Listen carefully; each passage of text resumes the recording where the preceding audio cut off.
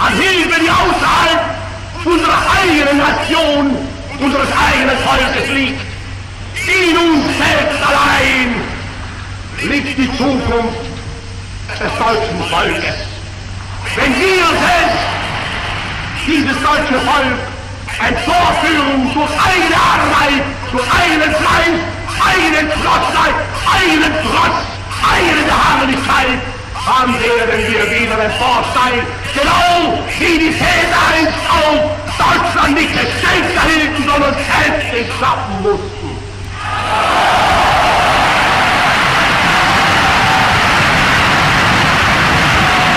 Assalamualaikum warahmatullahi wabarakatuh. Perkenalkan, nama gue Rizky Andriansyah.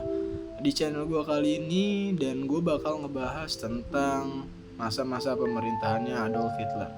Jadi di channel gue kali ini gue bakal membahas tentang Adolf Hitler lebih rinci, lebih detail lagi. Buat kalian yang nggak tahu Adolf Hitler, pasti kalian kepo juga kan?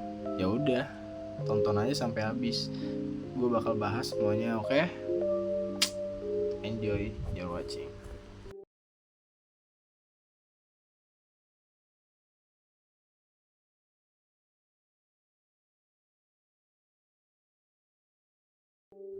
Oke guys, setelah kita membahas di minggu kemarin tentang awal karir Adolf Hitler dan awal pembentukan Partai Nazi Jerman, saya akan mengajak kalian kembali sebentar ke masa lalu seorang diktator kejam yang bernama Adolf Hitler di masa-masa perannya di Perang Dunia Pertama.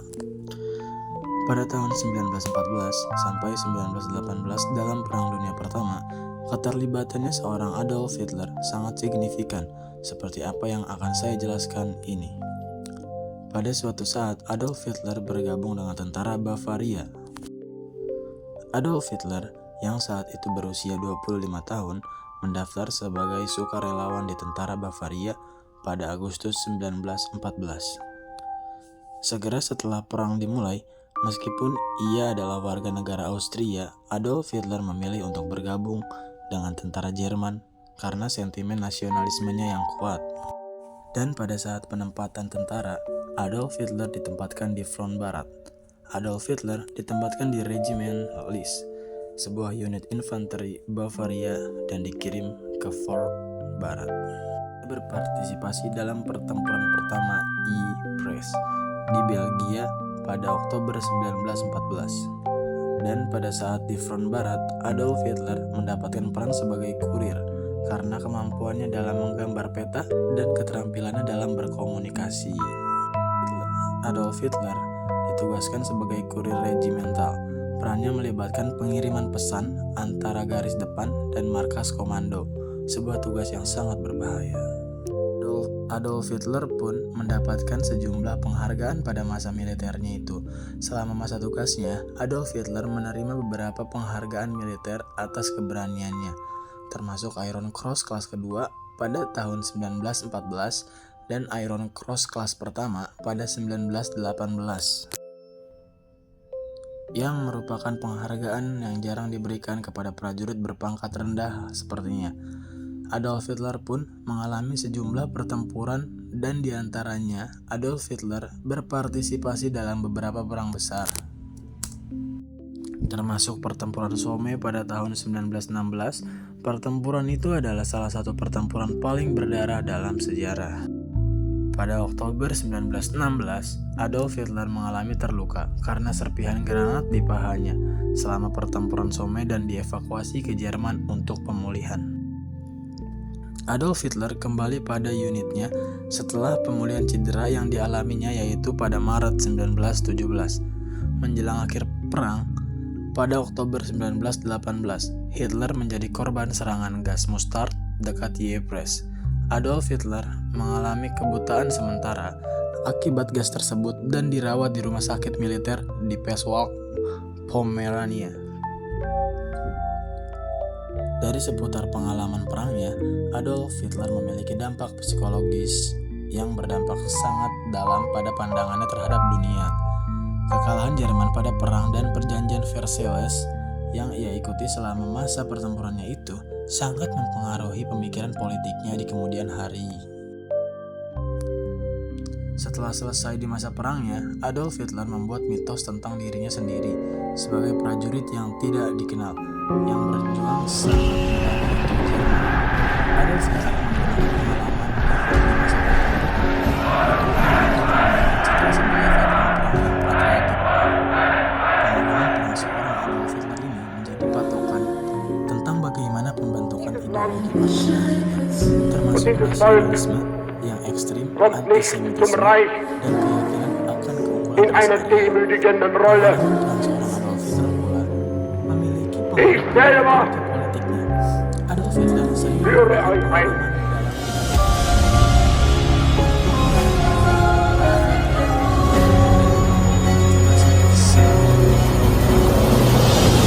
Keterlibatan Adolf Hitler dalam Perang Dunia Pertama Der Garant des Sieges.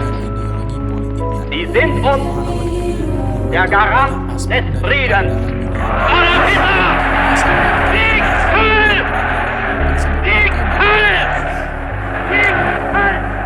Setelah kita kembali ke masa lalu seorang Adolf Hitler, kita kilas balik ke dalam pemerintahan seorang Adolf Hitler. Pemerintahan dan kebijakan Adolf Hitler, saya akan jelaskan di sini. Dari berbagai kebijakan-kebijakan yang diambil oleh Adolf Hitler untuk memimpin akan kita bahas di bagian part kali ini.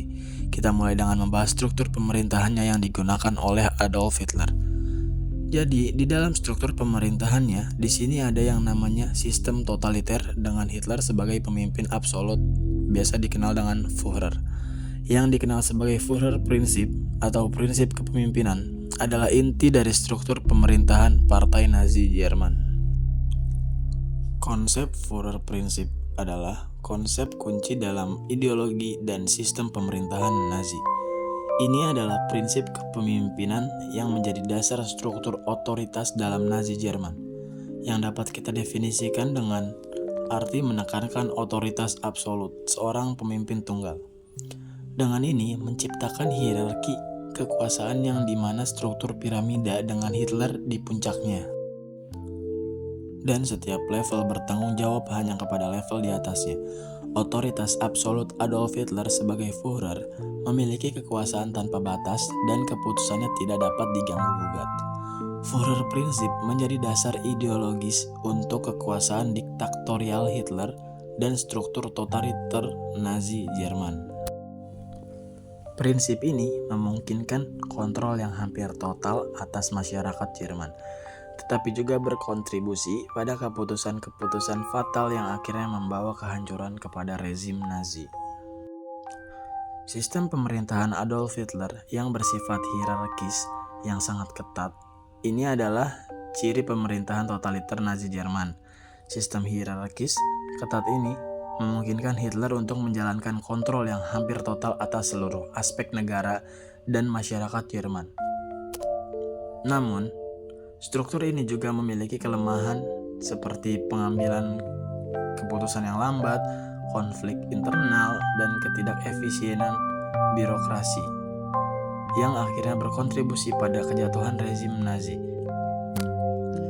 Setelah perang, dalam pemerintahan yang ia dirikan, Hitler menerapkan sistem totaliter yang mengedepankan prinsip Führer prinsip, di mana kekuasaan absolut berada di tangannya.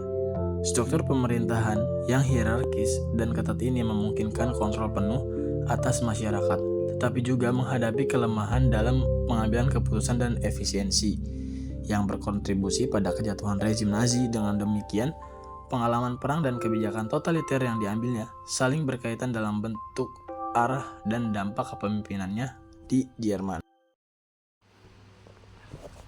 Bye guys, thank you. Du meine Arbeit für richtig hältst, ob du glaubst, dass ich fleißig gewesen bin, dass ich gearbeitet habe, dass ich mich in diesen Jahren für dich eingesetzt habe, dass ich anständig meine Zeit verwendet habe im Dienste meines Volkes. Gib du jetzt deine Stimme ab. Wenn ja, dann tritt für mich ein, so wie ich für dich eingetreten bin.